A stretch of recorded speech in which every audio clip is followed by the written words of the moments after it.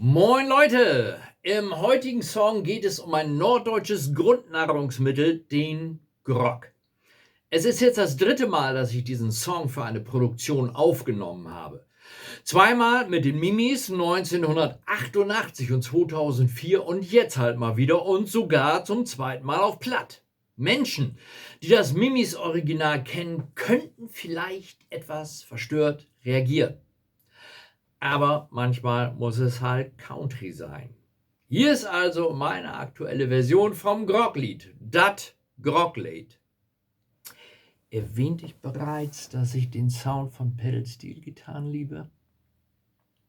Egal, wir hören uns das mal an.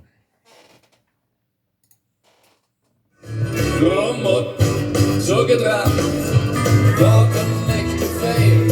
Een grap die moet goed zijn, de maat not zijn in een fail. Kom op, zo gedaan, wat een echte fail.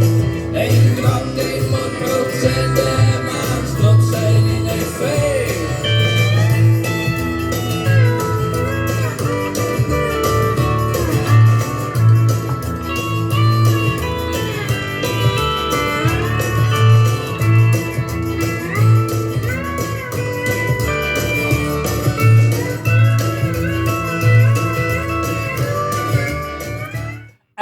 Großartige Pedal-Steel-Gitarre.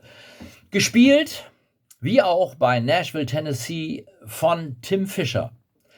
Diesen Song und 11 weitere absolute Hit-Kracher könnt ihr kaufen auf meiner Webseite www.knipgambo.de. Bitte holt jo fuchtig. Tschüss.